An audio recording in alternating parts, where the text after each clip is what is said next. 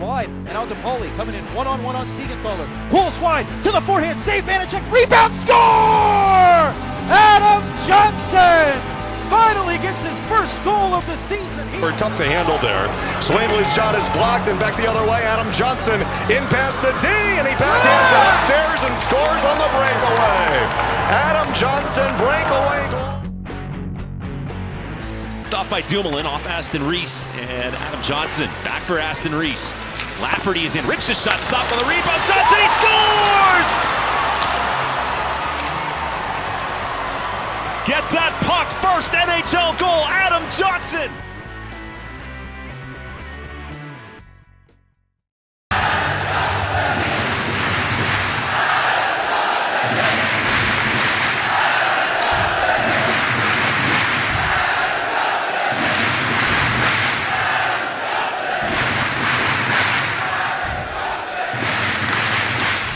On the 28th of October 2023, the ice hockey community across the world came to a standstill as they mourned the death of star player Adam Johnson. Adam was a skillful forward whose career even included playing in the NHL for the Pittsburgh Penguins. However, in the game between Sheffield Steelers and Nottingham Panthers at Utilita Arena, he was involved in a freak accident where he tragically lost his life, affecting his friends, family and the general public. You don't want anyone to get injured in any situation, really. Absolutely tragic. It's a freak thing that's happened. Completely changes it. A couple of the boys a little bit scared to go out there. It does make you play a completely different game.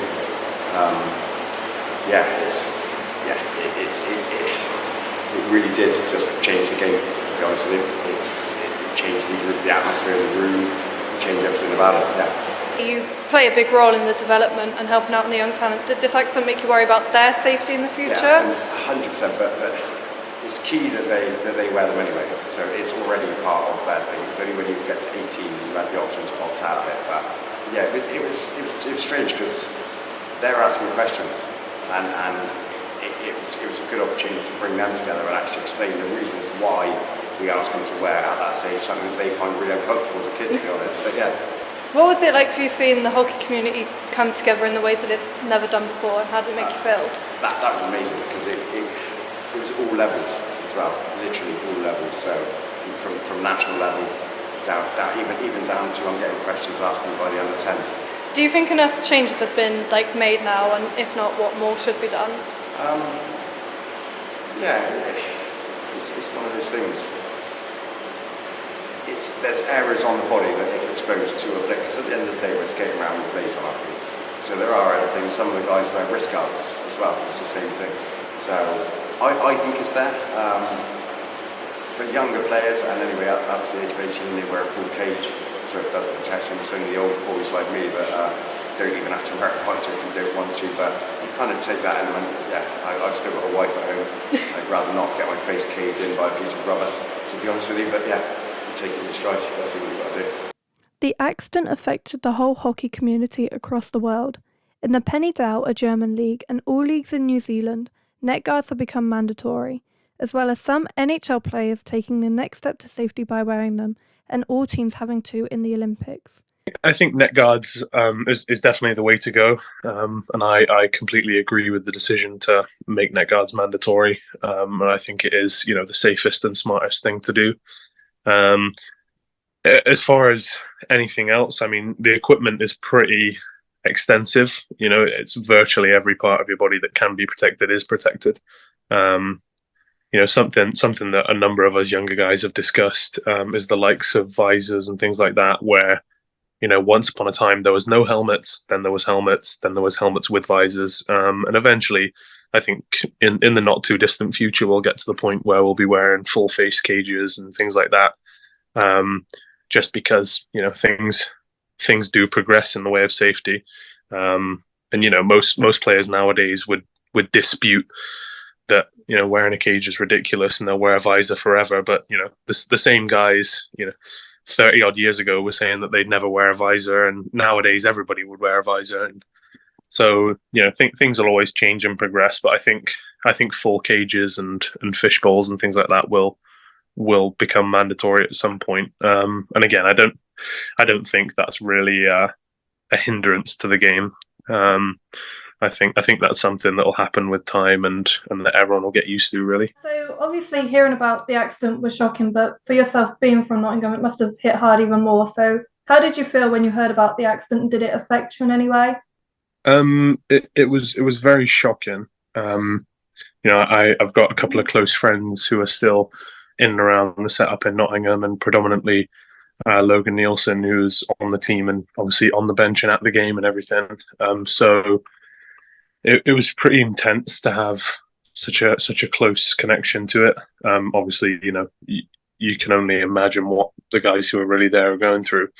But yeah, it was definitely a big shock being so closely connected to those that were involved. And I spoke to Logan quite a lot, sort of in and around the event, and in the weeks afterwards and stuff, and tried to check in and make sure that he was okay and stuff. And I know that it was a very difficult time for him and his family and stuff as well. So yeah, it definitely had more of an impact being so closely knit to that organisation and stuff. Finally, what was it like for you seeing the community all come together? Yeah, I mean that was huge. That's what makes you feel like you're part of something really impactful and special.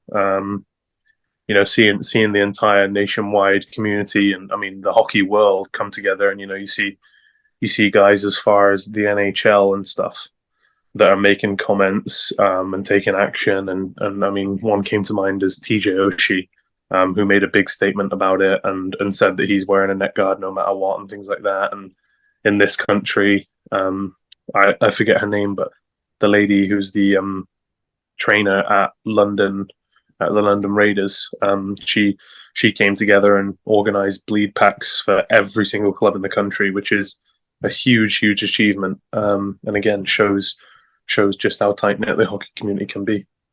Since the accident, player safety has become a huge talking point in the sport, with some teams even making it compulsory for their players to wear neck guards during any on-ice activities. One person who's made a lasting impact to the sport is Erin Rose.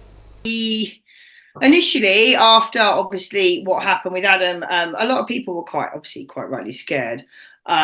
Especially coaches up and down the country, managers, owners, and quite rightly so. Even us medics were a little bit tentative stepping back out. So, obviously the guys at Nottingham and the Elite League, they have a very good setup. They have a phenomenal medical personnel, and the staff on the night at both Steelers and Panthers were phenomenal. But then it kind of got me thinking, like, well, what happens with teams that don't have anyone? Because there are teams that don't have anybody.